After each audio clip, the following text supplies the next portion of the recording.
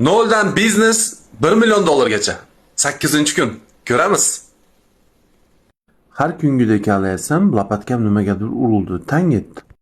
Olib qolasam, juda ham og'ir narsa ekan. Nimaligini tushunmadimda og'aynimga borib, "Do'stim, bu nima ekan?" desam, "Buni yaxshilab tozalab ko'ring, rangini ko'ring. Rangi agar sariq bo'lsa, qimmat metall bo'ladi" dedi. Yaxshilab betonga ishqalab qarasam, sap-sariq chiqdi. YouTube'ga kirib tillarni qanday tekshirsa bo'ladi desam, shu video chiqib keldi. Tillaga yod surkasa tilla kuyar ekan.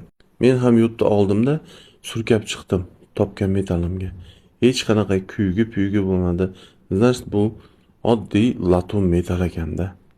Hafsalam pir bo'lib oshnam bilan gaplashib o'tirsam, oshnam aytib qoldi. "Og'ayni, bugun oxirgi kun ekan, oyligini olmaysanmi?" dedi. Bugun oxirgi kun ekanmi dedimda, boshlig'ida oldiga yugurib bordim. Boshliq qarasam yo'q ekan, yordamchisi bor ekan. "Aka," dedim, "bugun oxirgi kun ekan, oyligimni olib bering" dedim. "Iloji bo'lsa sal oyligimga qo'shib bering, iltimos aka" desam, "Ha, bo'ldi. Kameraga olma, keyin gaplashamiz." Akaga rahmat.